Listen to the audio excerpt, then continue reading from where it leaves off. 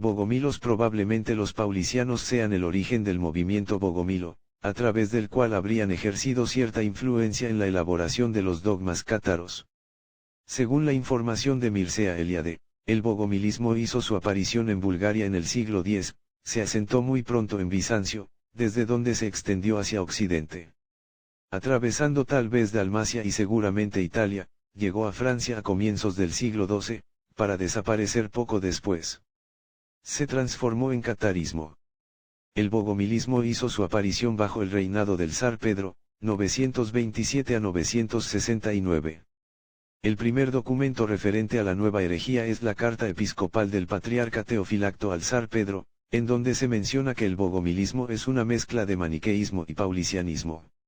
Otro documento en el que se los menciona es el Tratado de Kousmes. Los bogomilos tomaron su nombre de un heresiarca llamado Bogomilo. Bogomil es una palabra búlgara que significa amado o amigo de Dios. Fernand Niel supone que probablemente su fundador adoptara ese nombre, aunque de él nada se sabe en concreto. No es seguro que Bogomil haya existido realmente como personaje histórico, probablemente se trata de un personaje legendario cuyo auténtico nombre era Jeremías. Si hubiera existido realmente, se conocerían algunos detalles de su vida, dada la importancia de la iglesia que fundó. Respecto al contenido de su doctrina, solo se poseen testimonios que proceden de sus adversarios, que siempre insisten en los artículos de fe que separan la herejía de la ortodoxia. En el bogomilismo se presentan dos escuelas dualistas distintas, la llamada de Bulgaria, que corresponde al menor que dualismo mitigado mayor que, y la de Dragovitsa, población situada en los confines de Tracia y Macedonia, que corresponde al menor que dualismo absoluto mayor que. Se conoce al bogomilismo gracias a Kousmes y Eutinio Sigabeno, autores católicos que se encargaron de refutarlo.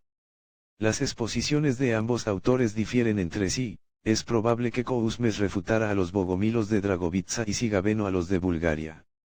Todo hace suponer que fue el dualismo absoluto de Dragovitsa el que se propagó por Occitania. De acuerdo con Sigabeno, los bogomilos búlgaros no profesaban un dualismo tan radical.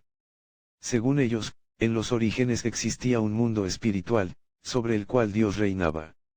Este Dios bueno y único tuvo dos hijos, Jesús y Satanael. Este último había recibido como misión gobernar los cielos, asistido por una multitud de ángeles bajo sus órdenes. Por orgullo se había rebelado, arrastrando consigo la tercera parte de los ángeles también en rebeldía. Al ser vencido y expulsado del cielo, Satanael creó un mundo material y un segundo cielo, el cielo de los astros. También creó al primer hombre, pero no consiguió animarlo, y tuvo que pedir a su padre que le proporcionara un alma, y el padre se la concedió. Eva fue formada de la misma manera. Después, la humanidad engendrada por estos primeros ángeles se pervirtió. Dios envió a Jesús para recordarles la ley moral y las condiciones de salvación.